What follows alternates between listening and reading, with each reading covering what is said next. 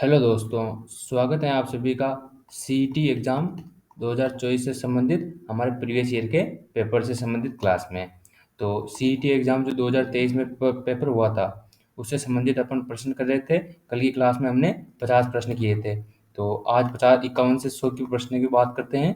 और पुराने प्रश्न बहुत बार रिपीट होते हैं, इसी कारण हमारी ये क्लास बहुत ही इंपॉर्टेंट होने वाली है। हम चारों पेपरों को सॉल्व करेंगे। जो सीईटी ग्रेजुएशन वाले चारों पेपर हुए थे पिछले साल, उनको चारों पेपरों को सोल्व करेंगे। बात करते हैं 51वें प्रश्न से। तो 51वां प्रश्न है हमारा, राजस्थान का कौन सा जिला औसत वार्षिक वर्षा में मात्रा में सर्वाधिक प्राप्त करता है? उदयपुर, झालावाड़, सिरोही, बारां। तो कौन से जिले में सर्वाधिक वर्षा होती है? झालावाड़। ऑप्शन सी करेक्ट हो जाएगा, झालावाड़ में सर्वाधिक वर्षा होती है। ऑप्शन सी करेक्ट था। बात करते हैं, मक्का राजस्थान की किस जनजाति का मुख्य भोजन है? मक्का जो है वो राजस्थान की कौन सी जनजाति का मुख्य भोजन है? सहरिया, सांसी, मीणा, भील। कौन सी जनजाति? भील जनजाति। ऑप्शन डी करेक्ट हो जाएगा। भील जनजाति का ये प्रश्न पिछली बार पूछा गया। मक्का और क्या था? तो मक्का और प्याज, ये दोनों संबंधित थे किससे? भील जनजाति से। राजस्थान में जिलों के उत्तर से दक्षिण की ओर क्रम बताइए। तो राजस्थान में जिलों का उत्तर से दक्षिण की ओर क्रम गंगानगर, जालौर, जोधपुर, बीकानेर दिया हुआ है। तो सबसे पहले कौन सा आएगा? तो सबसे पहले हमारे आएगा गंगानगर। ऑप्शन ऊपरी उत्तर में है हमारे गंगानगर। उसके बाद हमारा कौन सा आएगा? उसके बाद आएगा हमारा बीकानेर। गंगानगर के पास ही बीकानेर। बीकानेर के बाद जोधपुर आएगा, जोधपुर के बाद जालौर आएगा। फर्स्ट पे हो जाएगा, सेकंड पे ये, तीसरे पे ये और चौथे पे ये हो जाएगा। कौन सा है? एक, तो ऑप्शन सी करेक्ट हो जाएगा अपना। तो इसमें उत्तर से दक्षिण क्रम पूछा जा सकता है, पूर्व से पश्चिम भी क्रम अब की बार पूछा जा सकता है। अगले प्रश्न की बात करते हैं। तो अगला प्रश्न है अपना 54वां प्रश्न। 54वां प्रश्न क्या है? निम्नलिखित में से कौन सा संरक्षित क्षेत्र झुंझुनू में विस्तृत नहीं है? कौन सा जो है वो झुंझुनू में संरक्षित नहीं है? शाकंभरी, मनसा माता, बीड़, कोगिलाव। तो कौन सा है झुंझुनू में नहीं है? तो कोगिलाव। ऑप्शन डी करेक्ट हो जाएगा। कोगिलाव जो है वो नागौर में है। कहाँ पर है? कोगिलाव नागौर में है। बाकी मनसा माता वाला प्रश्न अभी हाल ही में जो हमारे असिस्टेंट प्रोफेसर का पेपर हुआ था, उसमें पूछा गया प्रश्न है मनसा माता का, जो कि हमने पिछली क्लास में करवाया भी है। मनसा माता कहाँ पर है? झुंझुनू में है। शाकंभरी झुंझुनू, बीड़ झुंझुनू। कोगिलाव रोटू नागौर में है। कंजर्वेशन क्षेत्र है, कंजर्वेशन रिजर्व है, संरक्षित क्षेत्र। राजस्थान की बांका पट्टी किस समस्या से ग्रसित है? तो ऑप्शन देखते हैं, चूना पत्थर, सूखा और अकाल, फ्लोराइड, वायु प्रदूषण। कौन बांका पट्टी जो है वो, या जिसे कहते हैं होंच पट्टी। होंच पट्टी कहाँ पर है? अजमेर नागौर में है। फ्लोराइड से मतलब कि फ्लोराइड से ग्रसित पट्टी है। कौन सी? तो बांका पट्टी। अगले प्रश्न की बात करते हैं। अगला प्रश्न है, निम्नलिखित में से कौन सी फसल राजस्थान में जायद के मौसम में उत्पादित नहीं की जाती? तो जायद की फसलें कब उत्पादित की जाती है? मई जून में। मई जून या फिर अप्रैल से हमारे जून के बीच, अप्रैल से जून के बीच उत्पादित की जाती है। तरबूज, ककड़ी, खरबूजा, सोयाबीन। तो ऑप्शन डी करेक्ट हो जाएगा। सोयाबीन जो है एक प्रकार की खरीफ की फसल है, खरीफ की फसल है। अगला प्रश्न, तो अगला प्रश्न है 57वां प्रश्न। 57वें प्रश्न की ओर देखते हैं। 57वां प्रश्न है, कौन सा कथन असत्य है? शुष्क खेती पश्चिमी राजस्थान में प्रचलित है। सही है। शुष्क खेती है जो पश्चिमी राजस्थान में। राजस्थान में झुम्मिंग खेती को वालरा कहते हैं। हाँ, स्थलांतरित कृषि को वालरा कहते हैं। राजस्थान में आर्द्र खेती दक्षिणी पूर्वी भाग में की जाती है। सही है। राजस्थान में 14 जलवायु कृषि प्रदेश हैं। तो राजस्थान में कितने जलवायु कृषि प्रदेश हैं? 10। राजस्थान जो मतलब कि हमारा राजस्थान कृषि विभाग है, उसके द्वारा कृषि जलवायु प्रदेशों को राजस्थान में 10 भागों में बांटा गया है, जो इस प्रकार है। एक तो first A, first B, first C, second A, second B और थर्ड ए, थर्ड बी और फोर्थ ए, फोर्थ बी और फिफ्थ। ये हैं 10 प्रकार से बांटा गया है। इनमें अलग अलग हैं। इनसे भी कई बार प्रश्न पूछा जाता है, जिसमें फर्स्ट सी सबसे बड़ा है और फोर्थ बी सबसे छोटा है। अगला प्रश्न, भारत में कौन सी प्रथम सिंचाई परियोजना जिसमें छिड़काव या फुहारा सिंचाई अनिवार्य कर दी गई है, यानी स्प्रिंकलर? ये प्रश्न स्प्रिंकलर, ये प्रश्न हमने कई बार हमारी क्लास में भी किया है। हमारे तो इंदिरा गांधी नहर परियोजना, माही विचार सागर परियोजना, चंबल नहर परियोजना, नर्मदा नहर परियोजना। कौन सी? नर्मदा नहर परियोजना। ये कितने जिलों की संयुक्त परियोजना है? 4 जिलों, 4 राज्यों की संयुक्त परियोजना है। महाराष्ट्र, मध्य प्रदेश, राजस्थान और गुजरात, चारों की है। अब की बार कोई और सब और दूसरा पूछ सकता है, इंदिरा गांधी नहर परियोजना को पूछ सकता है, महेश सागर पूछ सकता है। तो परियोजना को अच्छी तरह से याद रखना। अगला प्रश्न, तो अगला प्रश्न क्या है? अगला प्रश्न इसमें था हमारे, अगला प्रश्न क्या था? 59वां प्रश्न। तो 59वां प्रश्न है,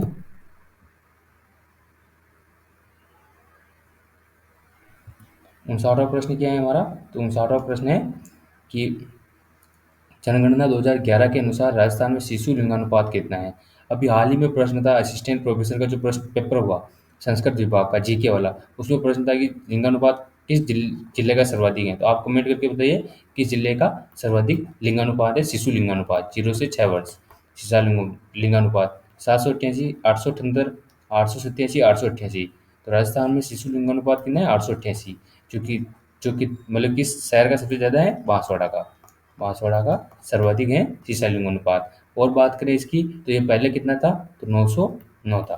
पहले पहले कितना था? 909 था। अगले प्रश्न की बात करते हैं। अगला प्रश्न है अरावली पर्वतमाला के संबंध में निम्नलिखित में से कौन सा कथन सत्य है? तो अरावली पर्वतमाला के संबंध में ये कैम्ब्रियन युग की है, अवशिष्ट पर्वत हैं, आग्नेय चट्टानों से निर्मित है, दक्षिणी पश्चिम से उत्तर पूर्व इसकी दिशा है। तो कौन से सत्य हैं बात करते हैं इसमें। तो हमारे कौन कौन से सत्य हो जाएंगे? चौथा सेकंड और चौथा सत्य हो जाएगा क्योंकि दक्षिण पश्चिम से उत्तर पूर्व इसकी दिशा है। सर्वाधिक विस्तार इसका उदयपुर सिरोही इस साइड पे है और सबसे कम विस्तार इसका नीमका थाना उस साइड पर है, जयपुर साइड पर। तो ये तो एक अवशिष्ट मतलब कि पर्वत है। कैम्ब्रियन युग का नहीं है, प्री कैम्ब्रियन युग का है, प्री कैम्ब्रियन युग का है। आग्नेय चट्टानें नहीं है, यहाँ पर आग्नेय चट्टानें नहीं है, बेसार चट्टानें हैं। अगला प्रश्न हमारा, तो अगला प्रश्न क्या है? अगले प्रश्न की बात करते हैं। 61वां प्रश्न। 61वां प्रश्न क्या है? तो राजस्थान के संविधान का कौन सा संविधान संशोधन अधिनियम राजस्थान मंत्रिपरिषद का आकार को सीमित करता है? कौन सा संविधान संशोधन जो है राजस्थान मंत्रिपरिषद को मतलब कि सीमित करता है?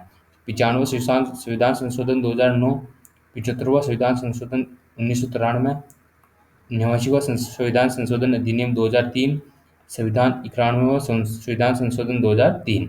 कौन सा है जो मंत्रिपरिषद को आकार को सीमित करता है? तो ऑप्शन डी करेक्ट हो जाएगा। जो 91वां संविधान संशोधन 2003 है उसमें क्या लिखा है कि राजस्थान में अधिकतम जो मंत्रिपरिषद की संख्या होगी वो मतलब कि कुल विधानसभा सदस्यों की 15% होगी, यानी कि राजस्थान में भी 30 है। और न्यूनतम कितनी होगी? 12 सदस्य न्यूनतम हो सकते हैं। अगला प्रश्न, राजस्थान के उप मुख्यमंत्रियों के बारे में कौन सी जोड़ी सुमेलित नहीं है? शिवचरण माथुर, टीकाराम पालीवाल, कमला बेलीवाल, सचिन पायलट, हीरालाल देवबरा, सचिन पायलट, घनश्याम तिवारी और सचिन पायलट। कौन सी सुमेलित नहीं है? कमला बेनीवाल और सचिन पायलट सुमेलित हैं, मतलब सुमेलित हैं। कमला बेनीवाल और सचिन पायलट दोनों उप मुख्यमंत्री रहे हुए हैं। तो पहली महिला उप मुख्यमंत्री कमला कमला बेनीवाल रही हैं। उसके बाद अभी दिया कुमारी को बनाया गया है। तो दो महिला हो गई। आप याद रखना कई बार महिलाओं से संबंधित भी प्रश्न पूछा जाता है। अगला प्रश्न, तो अगला प्रश्न है 63वां प्रश्न। राजस्थान राज्य सूचना आयोग की सूचना दे देने पर अधिकतम राशि कितने जुर्माना अध्यारोपित है? तो अधिकतम राशि जुर्माना कितना लगाया जा सकता है? 15,000, 20,000, 25,000, 30,000। कितना लगाया जाता है? सूचना आयोग को सूचना नहीं देने पर मतलब सूचना आयोग पर लगाया जा सकता है, उसके सदस्य पर लगाया जा सकता है।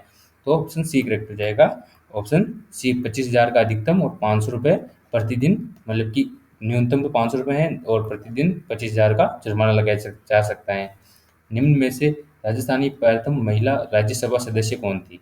पहली महिला राज्यसभा सदस्य पूछा गया प्रश्न है। और राजस्थान की प्रथम महिला राज्यसभा सदस्य कौन थी? Sharda Bhargava. Option B correct हो जाएगा। शारदा भार्गव जो थी वो पहली महिला राज्यसभा सदस्य थी। राजस्थान संवैधानिक संशोधन ईडब्ल्यूएस आरक्षण से संबंधित हैं। जो ईडब्ल्यूएस का आरक्षण है वो किस संविधान संशोधन से संबंधित है? तो 101वें संविधान संशोधन, 102वां संविधान संशोधन, 103वां और 104वां। तो ऑप्शन सी करेक्ट हो जाएगा। 103वें संविधान संशोधन से संबंधित है ईडब्ल्यूएस का आरक्षण। आप सभी कमेंट करके बताइए इस जो 103वां संविधान संशोधन है वो कब हुआ था? कमेंट करके बताइए।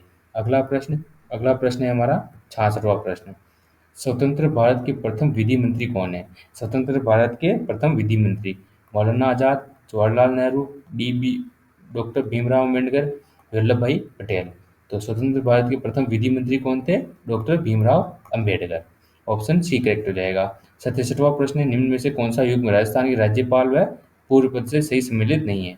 भद्रलाल खुराना दिल्ली के मुख्यमंत्री, कल्याण सिंह उत्तर प्रदेश के मुख्यमंत्री, राम नाईक उत्तर प्रदेश के राज्यपाल, कलराज मिश्र उत्तर प्रदेश के राज्यपाल। तो कौन सा सुमेलित नहीं है? तो ऑप्शन डी सुमेलित नहीं है। ऑप्शन डी हो जाएगा। कलराज मिश्र जो है वो राजस्थान के कितने नंबर के? 44वें नंबर के राज्यपाल थे। और बात करते हैं अगले प्रश्न की। अगला प्रश्न है हमारा 68वां प्रश्न। 68वां प्रश्न क्या है? राजस्थान में राज्य पर्यटन सलाहकार समिति का अध्यक्ष कौन होता है? राज्य पर्यटन सलाहकार समिति का अध्यक्ष होता है हमारे मुख्यमंत्री। ऑप्शन ए करेक्ट हो जाएगा। मुख्यमंत्री जो होता है राज्य पर्यटन सलाहकार समिति का अध्यक्ष होता है। और हाल ही में भी याद रखना, रीति बनाई गई है नई, ये किसके स्थान पर बनाई गई है? तो मैं जो मुख्यमंत्री आर्थिक सलाहकार समिति थी उसकी स्थान पर बनाई गई है रीति, जिसका गठन हाल ही में हुआ, 2024 में हुआ है। अगला प्रश्न हमारा, तो अगला प्रश्न है 69 नंबर वाला प्रश्न। सूचना के अधिकार अधिनियम 2005 का उद्देश्य प्रशासन में पारदर्शिता और उत्तरदायिता लाना है। अरुण राय ने इस आंदोलन का नेतृत्व किया था जिसमें सूचना के अधिकार अधिनियम के अधिनियम अधिनियमित होने पर मार्ग प्रशस्त किया था। तो इनमें से कौन सा सत्य है, कौन सा असत्य है? तो आप सभी कमेंट करके बताइए। तो इसमें हमारा ऑप्शन डी करेक्ट हो जाएगा, दोनों कथन सत्य हैं। 2005 में यह अधिनियम आया था, 2006 में इसकी स्थापना हुई थी सूचना आयोग की। अगले प्रश्न की बात करते हैं। अगला प्रश्न है 70वां नंबर का प्रश्न। राज्य संसद राज्य सूची के विषय पर किस अनुच्छेद के तहत कानून बना सकती हैं? जो संसद होती है वो राज्य सूची के किसी भी विषय पर किस अनुच्छेद के तहत मतलब बना सकती है कानून? अनुच्छेद 223, अनुच्छेद 249, अनुच्छेद 293, अनुच्छेद 253। तो कौन सा अनुच्छेद हो जाएगा? अनुच्छेद 249 के तहत संसद जो है वो राज्य की किसी भी राज्य सूची पर किसी भी विषय पर अपना कानून बना सकती हैं। द्वितीय पंचवर्षीय योजना की रूपरेखा किसके द्वारा बनाई गई थी? द्वितीय पंचवर्षीय योजना थी, उसकी रूपरेखा जो थी वो किसके द्वारा बनाई गई थी?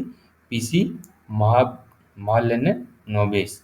तो इसके द्वारा बनाई गई थी, पीसी महाबल नोबेस। तो ये लास्ट पंचवर्षीय योजना कब आई थी? 2012 में आई थी। पंचवर्षीय योजना को 2012 में समाप्त कर दिया गया था। अगला प्रश्न, तो अगला प्रश्न है 72वां प्रश्न। लैंगिक समानता और महिलाओं के आर्थिक सशक्तिकरण को बढ़ावा देने के लिए भारत सरकार द्वारा पहला महिला बैंक भारत का पहला महिला बैंक भारतीय महिला बैंक लिमिटेड के नाम से स्थापित किया गया। किस वर्ष किया गया ये? तो भारत का पहला महिला बैंक लिमिटेड जो है वो किस वर्ष स्थापित किया गया? तो ऑप्शन सी करेक्ट हो जाएगा, 2013 में यह स्थापित किया गया। और मतलब कि सशक्तिकरण और आर्थिक सशक्तिकरण और महिलाओं की लैंगिक समानता को बढ़ावा देने के लिए भारत का पहला महिला बैंक है वो 2013 में स्थापित किया गया। अब की बार ये प्रश्न पूछा जा सकता है कि भाई किसकी स्थापना की गई? तो भारतीय महिला बैंक की। भारत में रक्षा क्षेत्र में स्वचालित मार्ग से विदेशी प्रत्यक्ष निवेश की सीमा को बढ़ाकर कितने प्रतिशत कर दिया है? यानी कि जो भारत में कोई भी मतलब कि निवेश करना चाहता है विदेशी, तो उसके लिए अभी हाल ही में मतलब कि उसकी निवेश सीमा को बढ़ाकर कितना प्रतिशत कर दिया गया है? ये ऑप्शन हो जाएगा, ऑप्शन सी करेक्ट हो जाएगा, 74% कर दिया है। अगला प्रश्न हमारा, तो अगला प्रश्न है 74वां प्रश्न। भारत में कृषि आय की गणना की जा सकती है? आगत विधि, वस्तु प्रवाह विधि, निर्गत विधि, वैभव विधि। तो भारत में कृषि गणना किसके आधार पर की जाती है? तो हो जाएगा हमारा ऑप्शन बी करेक्ट हो जाएगा, निर्गत विधि के आधार पर। भारतीय गन्ना अनुसंधान संस्थान Indian Institute of Sugar Cane Research कहाँ स्थित है? लखनऊ, नई दिल्ली, कानपुर, वाराणसी। तो भारतीय गन्ना अनुसंधान केंद्र जो है वो कहाँ पर है? ऑप्शन ए करेक्ट हो जाएगा, लखनऊ यूपी में। लखनऊ यूपी में स्थित है Indian Institute of Sugar Cane Research. तो अगला प्रश्न है, निम्नलिखित में से कौन मौद्रिक नीति लागू करने के लिए नोडल एजेंसी हैं? कौन सी जो है वो मौद्रिक नीति लागू करने के लिए नोडल एजेंसी हैं? Bharat state bank, union bank, Bharat reserve bank. तो इसमें हमारे ज़्यादा दिए हुए हैं, तो केवल फर्स्ट, केवल सेकंड, केवल फर्स्ट सेकंड थर्ड और केवल थर्ड। तो ऑप्शन हमारा कौन सा करेक्ट हो जाएगा? ऑप्शन डी करेक्ट हो जाएगा, केवल थर्ड। आरबीआई जो है वो मौद्रिक नीति लागू कर सकती है ओनली। अगला प्रश्न हमारा, अगला प्रश्न है 77वां प्रश्न। तो भारतीय हरित क्रांति की शुरुआत किस विश्वविद्यालय से हुई थी? भारत में हरित क्रांति की जो शुरुआत हुई थी वो किस विश्वविद्यालय से हुई थी? दिल्ली विश्वविद्यालय, हैदराबाद विश्वविद्यालय, पंतनगर विश्वविद्यालय, कानपुर विश्वविद्यालय। ऑप्शन डी करेक्ट हो जाएगा, पंतनगर विश्वविद्यालय से शुरुआत हुई थी भारत की हरित क्रांति की। भारत में हरित क्रांति के मतलब कि जो जनक हैं वो किसे कहा जाता है और हरित क्रांति की शुरुआत कब हुई थी? दोनों के आंसर कमेंट करके जल्दी से बता दीजिए। अगले प्रश्न की बात करते हैं। आरटीजीसी वास्तविक समय सकल निपटान प्रणाली लाइव रन यानी कि जीवंत प्रचलन प्रारंभ कब हुआ? जो आरटीजीसी है, आरटीजीएस इसकी शुरुआत कब हुई? 2004, 2002, 2010, 2006। तो 98वें प्रश्न का आंसर जल्दी से कमेंट कर दीजिए। इसकी शुरुआत कब हुई? 2004 में। ऑप्शन ए करेक्ट हो जाएगा, 2004 में जो आरटीजीएस है उसकी शुरुआत हुई। अगला प्रश्न, निम्नलिखित में से कौन सा कृषि क्षेत्र भारत सरकार की बाजार हस्तक्षेप योजना के अंतर्गत आता है? जो भारत सरकार की बाजार हस्तक्षेप योजना है उसके अंतर्गत कौन सा क्षेत्र आता है? बागवानी, वानिकी, सिंचाई, पशुपालन। तो ऑप्शन कौन सा करेक्ट हो जाएगा? आंसर कमेंट करके जल्दी से बता दीजिए। तो ऑप्शन ए करेक्ट हो जाएगा, बागवानी। बागवानी जो है बाजार हस्तक्षेप योजना के अंतर्गत आती है। अगला प्रश्न, प्रधानमंत्री उज्ज्वला योजना की शुभारंभ हुआ। तो आप सभी कमेंट करके बताइए, प्रधानमंत्री उज्ज्वला योजना जो है उसका शुभारंभ कब हुआ था? झालावाड़ से, बलिया उत्तर प्रदेश से, पटना से, सूरत से। तो प्रधानमंत्री उज्ज्वला जो योजना है उसकी शुरुआत कहाँ से हुई? बलिया उत्तर प्रदेश से। बलिया उत्तर प्रदेश से इसकी शुरुआत हुई प्रधानमंत्री उज्ज्वला योजना की। अगला प्रश्न है, राजस्थान में सब्जी उत्कृष्टता केंद्र स्थापित किया गया है। राजस्थान में सब्जी उत्कृष्टता केंद्र जो है वो कहाँ पर स्थापित? उदयपुर, कोटा, बूंदी, जयपुर। तो सब्जी उत्कृष्टता केंद्र जो है वो कहाँ पर स्थापित किया गया? बूंदी में। ऑप्शन डी करेक्ट हो जाएगा, बूंदी में जो है सब्जी उत्कृष्टता केंद्र है। अगला प्रश्न अगला प्रश्न है, राजस्थान में अंत्योदय योजना 1977 का उद्देश्य है बंजर भूमि का विकास, भिखारियों का पुनर्वास, गरीब परिवारों को आर्थिक सहायता प्रदान करना, फसल बीमा की उपलब्ध करवाना। तो जो हमारे अंत्योदय योजना है उसकी मतलब कि अंत्योदय योजना का मतलब कि क्या है? तो ऑप्शन सी करेक्ट हो जाएगा, अंत्योदय योजना का उद्देश्य है गरीब परिवारों को आर्थिक सहायता प्रदान करना। वित्त वर्ष 2021-22 के लिए राजस्थान में 6वें राज्य वित्त आयोग द्वारा अनुशंसित अनुदान राशि जिलेवार वितरण को मिलान कीजिए। तो जिला परिषद, पंचायत समिति, ग्राम पंचायत। तो 2022 द्वारा छठा वित्त आयोग है उसके अध्यक्ष कौन थे? आप कमेंट करके बताइए कि छठे वित्त आयोग के अध्यक्ष कौन थे? तो इसके अंदर अनुदान राशि जो है उसके जिलेवार वितरण जो है उसमें हमारा कौन सा करेक्ट हो जाएगा? तो जिला परिषद में 5%, ये बिल्कुल सही है। पंचायत समिति में 20%, तो पहले में पहला हो जाएगा, दूसरे में दूसरा हो जाएगा, तीसरे में तीसरा हो जाएगा। तो ऑप्शन हमारा कौन सा करेक्ट हो जाएगा? ऑप्शन ए करेक्ट हो जाएगा। ऑप्शन ए करेक्ट हो जाएगा, ग्राम पंचायत में 75%, पंचायत समिति में 20% और जिला परिषद में 5%। अगला प्रश्न, तो छठे वित्त आयोग के अध्यक्ष हैं प्रद्युमन सिंह। प्रद्युमन सिंह छठे वित्त आयोग के अध्यक्ष हैं। अगला प्रश्न है हमारे, राजस्थान में 20 सूत्री कार्यक्रम 2006 निम्नलिखित में से कौन से बिंदु से सम्मिलित नहीं है? तो जो 20 सूत्री कार्यक्रम है, 20 सूत्री कार्यक्रम उसका संबंध किससे नहीं है? तो श्रमिक कल्याण, किसानों का सहयोग, गरीबी उन्मूलन, शहरी सड़कों से इनका संबंध नहीं है। भाई किसानों का सहयोग, गरीबी उन्मूलन और श्रमिक कल्याण इनका संबंध है 20 सूत्री कार्यक्रम 2006 से। राजस्थान में कौन सी सिंचाई परियोजना और जिला सम्मिलित नहीं है? मांगली, जालोर, बेदली, बारा, भीमलत, बूंदी, इंदिरा लिफ्ट नहर, गंगानगर। तो कौन सी सम्मिलित नहीं है? तो ऑप्शन हमारा सी करेक्ट हो जाएगा, इंदिरा लिफ्ट नहर जो है वो सम्मिलित नहीं है। इंदिरा गांधी नहर परियोजना जो है आईजीएनपी, अगर आईजीएनपी बोल देता तो वो उस साइड पे हो जाता पश्चिमी राजस्थान में। इंदिरा गांधी लिफ्ट नहर परियोजना है टोंक सवाई माधोपुर में। टोंक सवाई माधोपुर में इंदिरा गांधी लिफ्ट नहर परियोजना जो चंबल नदी पर है, किस पर है? चंबल नदी पर है। तो अगले प्रश्न की बात करते हैं। तो अगला प्रश्न है अपना, अगला प्रश्न क्या है? अगला प्रश्न है, राजस्थान में मुख्यमंत्री पर्यटन उद्योग संबल योजना, राजस्थान पर्यटन उद्योग संबल योजना की प्रारंभ कब हुआ? 2018, 2020, 2019, 2021। तो मुख्यमंत्री पर्यटन उद्योग संबल योजना जो है उसकी शुरुआत कब हुई? हमारे 2021 में हुई। 2021 में हुई। उसके बाद जो ग्रामीण नीति है वो 17 नवंबर 2022 को आई। कब आई? 17 नवंबर 2022 को ग्रामीण मतलब कि पर्यटन संबल योजना स्थापित हुई। अगला प्रश्न है हमारे 87 नंबर का।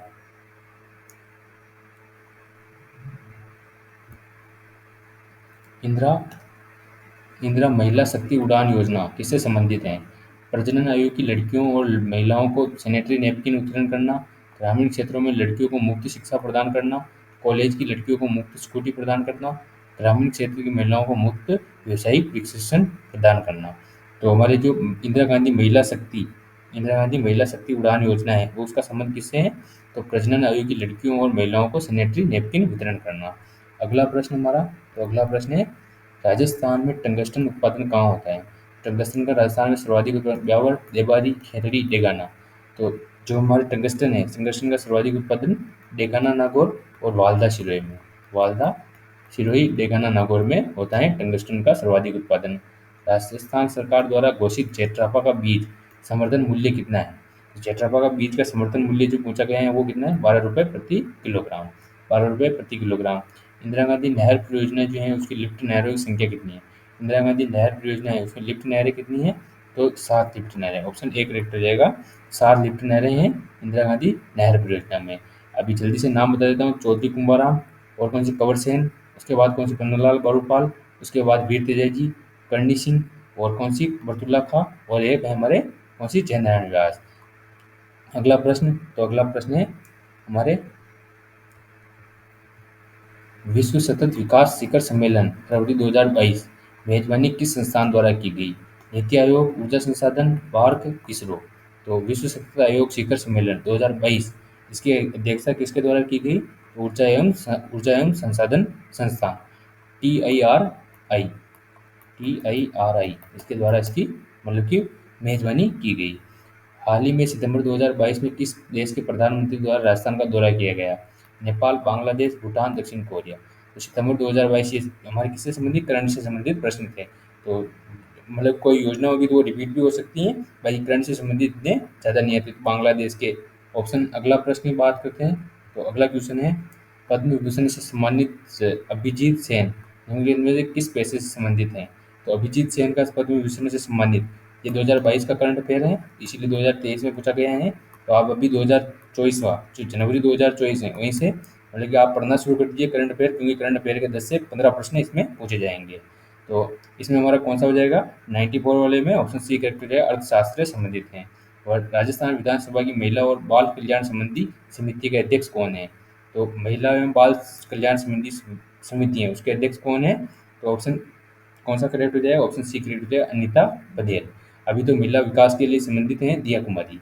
अगला प्रश्न, और करंट को अच्छे से पढ़ना क्योंकि करंट के बहुत सारे प्रश्न पूछे जाएंगे, 10 से 12-15 प्रश्न पूछे जाएंगे। राजस्थान के वर्तमान लोकायुक्त कौन है? राजस्थान के वर्तमान लोकायुक्त जो है वो कौन है?